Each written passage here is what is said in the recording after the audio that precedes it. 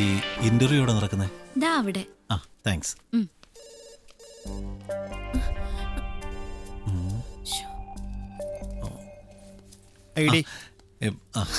Idea ഇല്ല.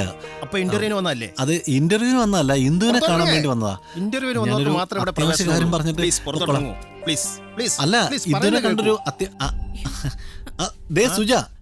സുജയോട് ചോദിച്ചാ മതി.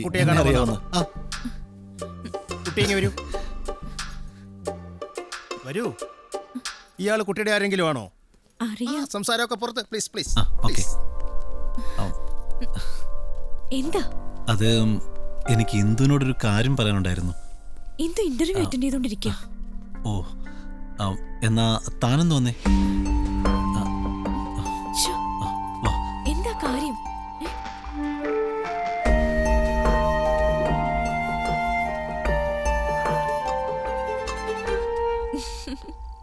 ഓഹോ, അപ്പൊ ഇത് പറയാനാണല്ലേ പുറകെ വന്നത്? ഇത് ഇന്ദുവിനോടങ്ങ് നേരിട്ട് പറഞ്ഞാ പോരെ? അത് ഇന്ദു ഇന്റർവ്യൂ അറ്റൻഡ് ചെയ്തോണ്ടിരിക്കുവല്ലേ. അത് മാത്രമല്ല, മറുപടി മൈനസ് ആണെങ്കിൽ അത് കേൾക്കാനൊരു ബുദ്ധിമുട്ടുണ്ട്. അതുകൊണ്ട് ഇന്ദുവിനോട് താനങ്ങ് പറഞ്ഞാ മതി. ശക്തി, ഇന്ദു ഇപ്പൊ കല്യാണം കഴിക്കാനുള്ള മാനസികാവസ്ഥയിലൊന്നും അല്ല. കുറച്ചൊക്കെ അവളുടെ കാര്യങ്ങള് നിങ്ങൾക്കും അറിയാലോ. ഒരുപാട് കടങ്ങളുണ്ട് അവർക്ക്. ഒരു ജോലി, അതാ ഇപ്പൊ അവൾക്ക് ആവശ്യം. അതിനിടയിൽ വിനായകനായിട്ടുള്ള കല്യാണക്കാര്യം പറഞ്ഞോണ്ട് ചെന്ന ദേഷ്യം കൂടെയുള്ളൂ. അത് മാത്രമല്ല, ഈ കിഴക്കേമടം പറഞ്ഞ തീയതി ഇങ്ങ് അടുത്തത് കൊണ്ട് അമ്മയ്ക്കും ഞങ്ങൾക്കും എല്ലാം നല്ല ടെൻഷനുണ്ട്.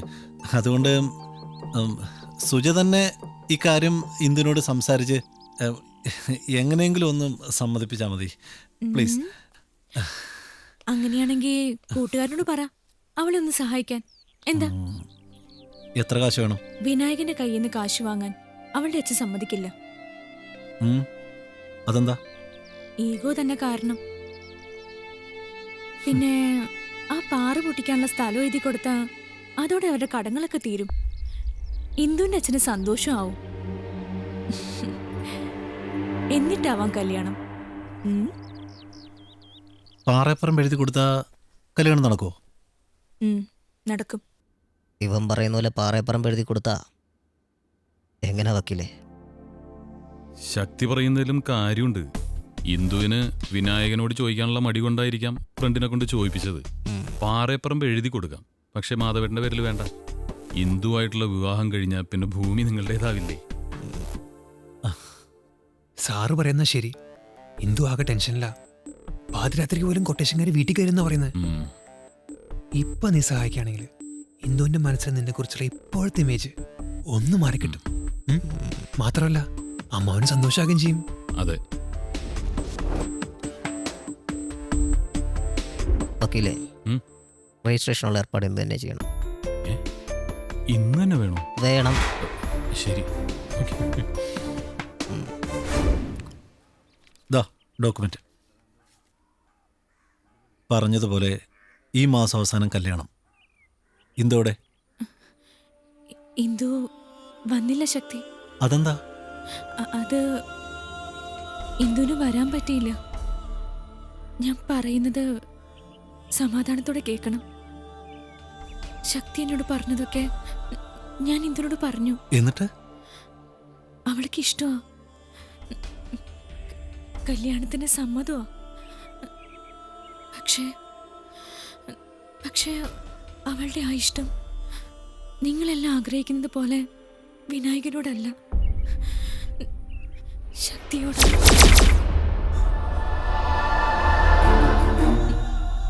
സമയം പോയി. വീട്ടിൽ അന്വേഷിക്കും.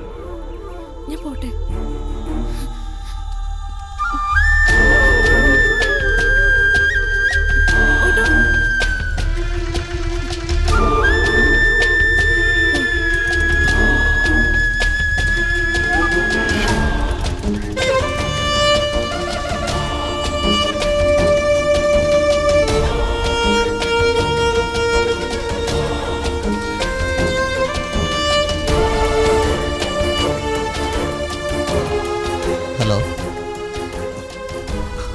ഡോക്യുമെന്റ് കൊടുത്തോടാ. അവക്ക് സന്തോഷമായോ? നീ എന്തോ ഒന്നും മിണ്ടാത്തെ? ആ അത് എല്ലാം ഓക്കെ അല്ലേ? ആ ഓക്കെ. എന്തായി? ഓക്കെ അല്ലേ? ഓക്കെ.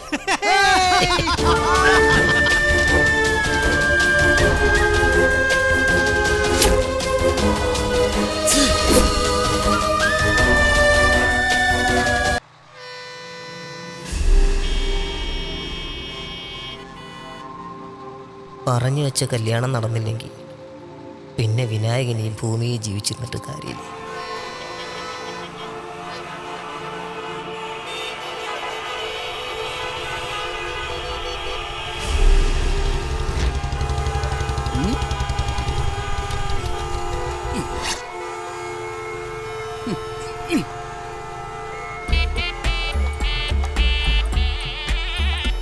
വണ്ടി മാറ്റാ സാർ. ഇവിടെ മിഷീൻ മാറിപ്പോയാ? രാവിലെ തന്നെ അടിക്കണ്ടായിരുന്നു. ഹലോ സാർ, ഇങ്ങ ഒരുത്തൻ മനഃപൂർവ്വം റോട്ടില് ട്രാഫിക് ബ്ലോക്ക് ഉണ്ടാക്കിയിരിക്കുന്നു. പറവില്ല sir, I will manage. Over. Start ചെയ്തിട്ടാ. ഫോൺ അടിക്കാതറാ. കനവില്ല. ഡേയ് സരക്കടിച്ചിരിക്കാ. എടാ മദ്യപിച്ചിട്ടുണ്ടോന്ന് ഊതടാ. இந்த மிஷன் ஒன்னும் எனக்கு தேவையே இல்லை. இந்த பக்கம் ஊதுறா. ஊத.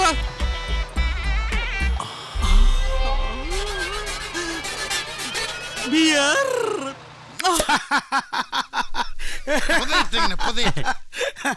എന്തായാലും ഇവൻ പോയ കാര്യം നടക്കുന്ന ഞാൻ വിചാരിച്ചില്ല. മിടുക്കനാണ് ഇവൻ, മിടുക്കൻ. ലോകാത്ഭുതങ്ങൾ എത്രടാ? 7. നോ 8. കാരണം എന്റെ വിനുവിന്റെ കല്യാണം അടുപ്പിച്ച ദിവസമാ. അതാ എനിക്ക് അത്ഭുതം. ഇന്ന് ഞാൻ കുടിക്കും മരിക്കും. എന്നെ തല്ലിയാലും തല്ലിയില്ലേലും ഇന്ന് ഞാൻ കുടിക്കും. പക്ഷെ നിനക്ക് ശക്തി മാത്രമല്ലടാ, ബുദ്ധി ഉണ്ടടാ മോനി താടി. നമുക്ക് ഉഷാറാക്കണം. പിന്നല്ലാതെ. എനിക്കതൊന്നുമല്ല സന്തോഷം. നമ്മുടെ വിനുവണ്ണൻ ഇനി ഒരു ഭർത്താവാൻ പോവുകയാണ്. എനിക്കത് മതി. എന്റെ ചക്കരേ. ഉമ്മയൊന്നും എനിക്ക് വേണ്ട. അവൻ കാര്യം സാധിച്ച അവനോട്. അത് കറക്റ്റ് ആണല്ലോ. അതിന് ഞാൻ അവനോട് ഉമ്മ കൊടുക്കാനാ? അവന്റെ മോൻ തെറിച്ച് പൂടയല്ലേ, മൂക്ക് മാത്രം ഉണ്ട് ഫ്രീ. എങ്കിലും ഇരിക്കട്ടെ. മാറിക്ക്, അടങ്ങിക്ക്. മാറി. ശക്തി, നീ ഇന്ന് നേടിയെടുത്തോണ്ട് വന്നിരിക്കുന്നത് എന്താണെന്നറിയോ? കുട്ടിക്കാലം മുതൽ വിനായകൻ മനസ്സിൽ കൊണ്ടുനടന്ന ഏറ്റവും വലിയ ആഗ്രഹം. ഡോക്യുമെന്റ് കൈമാറിയപ്പോ അവളുടെ മുഖം എങ്ങനെ ഉണ്ടായിരുന്നു? പഞ്ചവർണ്ണം വിരിഞ്ഞോ? വിരിയും വിരിയും, പിന്നെ വിരിയാതെ. മുന്നിൽ മാറ. സോറി. ഡാ ഒട്ടണം. ഡാ, അവക്ക് സന്തോഷായോ? ഇനി ഇവനൊരു പെണ്ണിനെ കണ്ടുപിടിക്കണം. അതെ, എത്രയും വേഗം. എന്നിട്ട് അമ്മ ആഗ്രഹിച്ച പോലെ നമ്മുടെ രണ്ടുപേരുടെയും കല്യാണം ഒരേ പന്തലിൽ നടത്തണം. അത് കറക്റ്റ്. അപ്പൊ ഈ സന്തോഷത്തിന് കാരണം അടിച്ചേ വേണ്ടടാ, അവൻ കഴിക്കില്ല. ഇല്ലേ? വേണ്ട.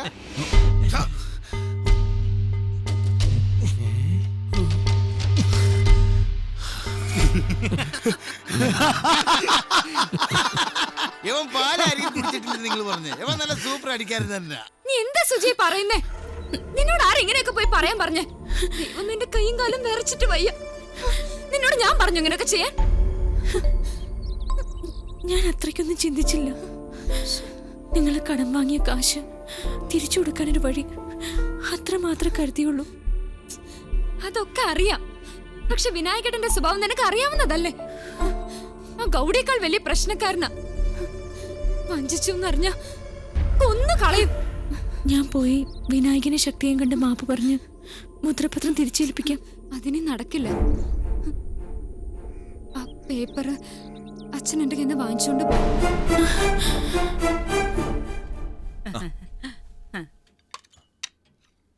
സത്യത്തിൽ ഞാൻ ഒട്ടും പ്രതീക്ഷിച്ചില്ല മേനോച്ച, വിനായകൻ ഇങ്ങനെ ഒരു മാറ്റം ഉണ്ടാവുമെന്ന്. ഞാനും പ്രതീക്ഷിച്ചില്ല. ഇന്ദു എൻ്റെ കയ്യിൽ ആധാരം കൊണ്ടു തന്നപ്പോ എനിക്കിങ്ങോട്ട് വിശ്വസിക്കാൻ പറ്റിയില്ല. പിന്നെ ചില്ലറ വഴിപാടൊന്നുമല്ല ഞാൻ നേർന്നിരിക്കുന്നേ. അപ്പൊ ഈശ്വരനായിട്ട് വിനായകന്റെ മനസ്സ് മാറ്റിയതാ. സംശയമില്ല. അല്ലെങ്കിൽ നമുക്കിനി പാറ പൊട്ടിക്കാനായി തടസ്സമോ മറ്റോ? എന്ത് തടസ്സം? ഹാ, ആ സ്ഥലം ഇപ്പൊ എന്റെ മകളുടെ പേരില്ല. ഇനി അവിടെ എന്ത് ചെയ്യണമെന്നുള്ളത് ഞാൻ തീരുമാനിക്കും. അതെ. ഏതായാലും തന്റെ കഷ്ടകാലം എല്ലാം കഴിഞ്ഞു എന്ന് വിചാരിച്ചാ മതി. ഇനി കിട്ടണ കാശ് ധൂർത്തടിച്ച് കളയാതെ സൂക്ഷിക്കാൻ നോക്ക്. പ്രായമായ ഒരു മകള് വീട്ടിലുണ്ടോ എന്നുള്ള ഓർമ്മ വേണം. അതെ, വിനായകന്റെ മനസ്സിൽ ഇപ്പോഴും എന്ത് തന്നെയാ. അവൻ അവളെ ചോദിച്ചു വരുന്നതിന് മുമ്പ് മകളുടെ കല്യാണം നടത്താൻ നോക്ക്. എന്റെ മനസ്സിൽ ചില കണക്കുകൂട്ടലുകളൊക്കെ ഉണ്ട്. അപ്പൊ ഞാൻ ഇറങ്ങട്ടെ. അങ്ങനെ ആയിക്കോട്ടെ.